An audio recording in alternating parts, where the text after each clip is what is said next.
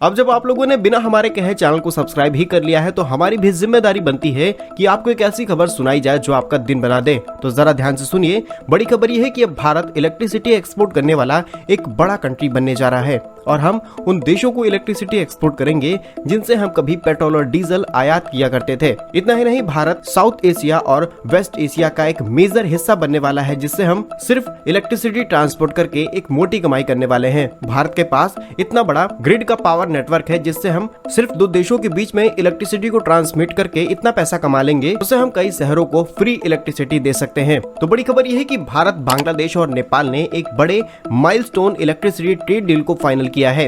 ये एक 3-वे pact deal sign की गई है जिससे ये तीनों देश आपस में इलेक्ट्रिसिटी बेच पाएंगे। अगर हम साउथ एशिया की बात करें तो इस समय बांग्लादेश के अंदर इलेक्ट्रिसिटी की डिमांड कई गुना ज्यादा बढ़ चुकी है, जिसके लिए अब वो कुछ इलेक्ट्रिसिटी नेपाल से भी इंपोर्ट करना चाहते हैं, लेकिन बांग्लादेश और नेपाल के बीच में कोई भी डायरेक्ट कनेक्शन नहीं है और इसके लिए बांग्लादेश को इंडियन ट्रांसमिशन टावर्स का इस्तेमाल करना होगा, जिसके लिए भारत बांग्लादेश से कुछ चार्जेस जरूर लेगा। आपको बता दें, नेपाल करीब 2600 मेगावाट की इलेक्ट्रिसिटी जनरेट करता है जिसमें 97% हाइड्रो पावर प्लांट से आती है और हाइड्रो पावर प्लांट से जनरेट हुई इलेक्ट्रिसिटी को 90 to 95% ग्रीन एनर्जी की कैटेगरी में रखा जा रहा है। और मौजूदा वक्त में जितने भी डेवलप्ड या डेवलपिंग कंट्रीज हैं, ये सभी चाहते हैं कि इनके कंट्री में यूज होने वाली इलेक्ट्रिसिटी को रिन्यूएबल सोर्सेज से लिया जाए ताकि वो अपने कार्बन क्रेडिट को बचा सकें। अगर हम बात करें भारत और नेपाल की, तो नेपाल मानसून के मौसम में सरप्लस में इलेक्ट्रिसिटी जनरेट करता है जिसे वो भारत को एक्सपोर्ट कर देता है।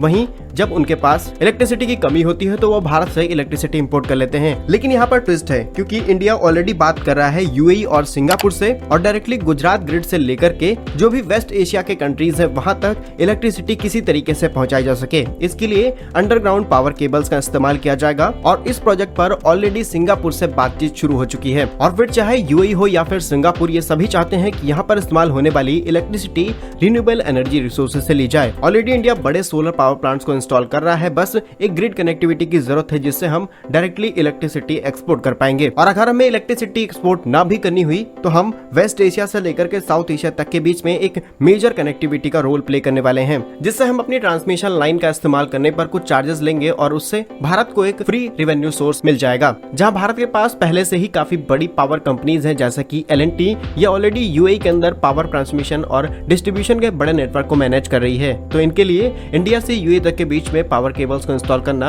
शायद उतना डिफिकल्ट टास्क नहीं होगा और भारत के लिए कनेक्टिविटी बनना नया सोर्स ऑफ इनकम का जरिया बन जाएगा। फिलहाल इस वीडियो पर आप क्या कहते हैं कमेंट बॉक्स में जरूर बताइएगा। भारत कैसे ही यूजफुल और इन्फॉर्मेटिव वीडियोस पाने के लिए हमारे यूट्यूब चैनल को सब्सक्राइब जरूर कर लीजिए। मिलेंगे हम आपको एक नई और इंटरेस्टिंग वीडियो में, तब तक के लिए वंदे मातरम, भारत माता की जय।